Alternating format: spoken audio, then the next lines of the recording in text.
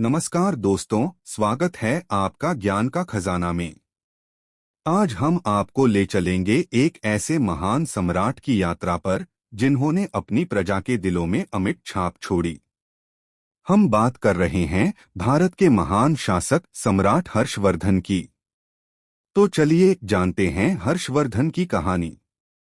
हर्षवर्धन का जन्म 590 ईस्वी में थानेसर, वर्तमान हरियाणा में हुआ था। वे वर्धन वंश के राजा प्रभाकर वर्धन के पुत्र थे। हर्ष बचपन से ही बहादुर, बुद्धिमान और दयालु थे। उनके पिता ने उन्हें और उनके बड़े भाई राज्यवर्धन को बेहतरीन शिक्षा और युद्ध कौशल सिखाया। बचपन में ही उन्होंने युद्ध की कला में महारत हासिल कर ली थी। हर्ष के जीवन में एक बड़ा मोड़ तब आया जब गौड़ के राजा शशांक ने उनकी बहन राज्यश्री के पति राजा ग्रहराज की हत्या कर दी। इस घटना से परिवार को गहरा आघात पहुंचा।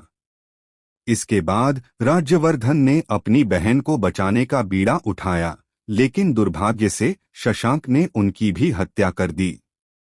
इस दुखद घटना के बाद 606 ईस्वी में हर्षवर्धन मात्र 16 वर्ष की आयु में थानेसर के राजा बने।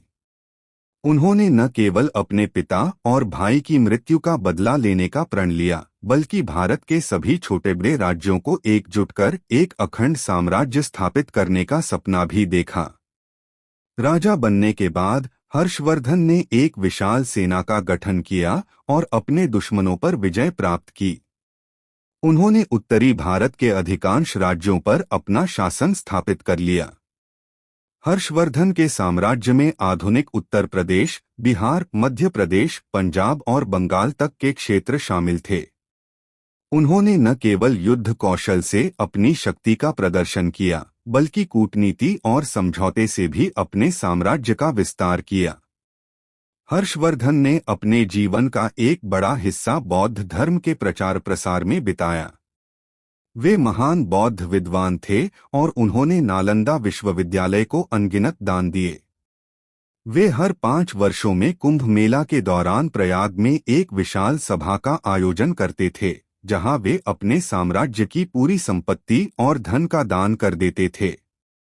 उनके इस दानशीलता के कार्यों के कारण लोग उन्हें दानवीर के नाम से भी जानते थे। हर्षवर्धन ने अपने शासनकाल में कला, संस्कृति और साहित्य को बढ़ावा दिया।